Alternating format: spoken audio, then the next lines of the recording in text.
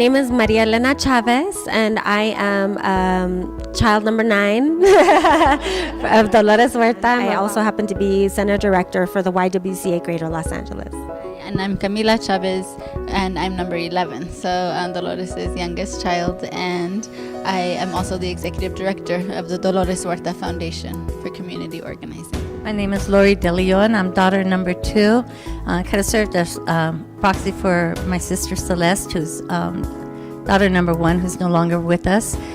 She's flying in the celestial skies that she's always, beholding to her name. I work for the Dolores Huerta Foundation, and we're here at Sundance to promote the documentary on my mother's life's work. The film, portrays more than 50 years of struggle, and my mother's role as a leader in that struggle.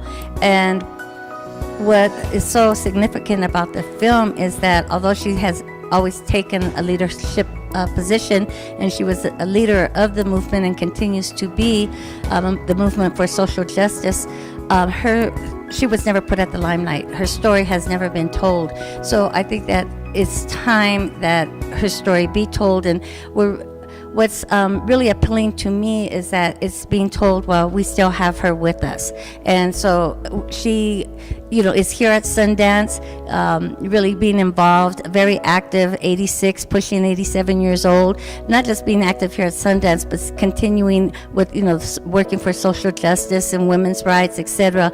And so this is a privilege, to have her here. And it's also very touching because it's not just a story of the farm worker struggle, it's the intersections of all the different struggles that have been happening, over the last 50 years.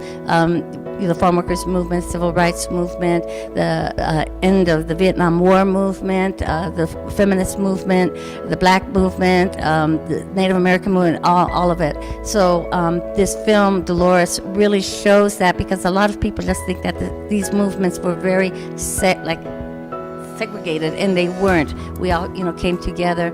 And then it adds a real personal touch in regard to some of the personal things that were shared by my siblings, with not really the importance of having a mother who took that role, but then the sacrifices that were made in order for her to be able to do the work that she did. This theme of sacrifice, I thought, we should count how many times the word sacrifice is in here. And it's so important. And for the first time, we have people reaching out to us who aren't activists, who've never been involved. They've always just let the activists handle that. Like, they went to the polls and they thought they were doing their job, and now they're waking up and being like, oh no, we have to do something. So for those kind of folks, and it's great that there's this awakening happening, and we, as I think veteran organizers, and my mother, who I say that she's so old school, she started the school, right? That and that she has dedicated her whole life to teaching people how to organize, right?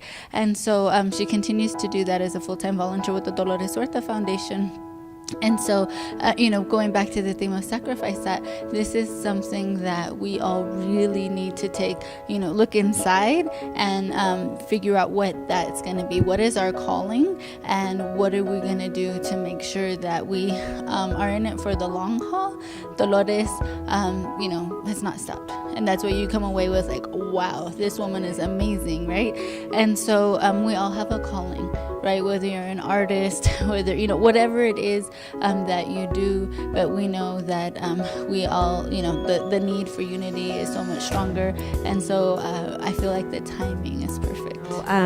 There's a whole generation of young people that may or may not have heard about the sacrifices that were made by generations that came before them. And I'm kind of specifically speaking about the underserved communities, our Latinas, our Latinos, our LGBTQ community. And so now is a time where, the successes of the civil rights movement, is our strength, because, we've had the opportunity to have resources now. A lot of the younger generations, we have gone through college, we have these, skill sets and access to resources. And so we've had an opportunity to really focus on our own issues. But in a way, it's kind of made us be a lot more segregated in our movements and our approach.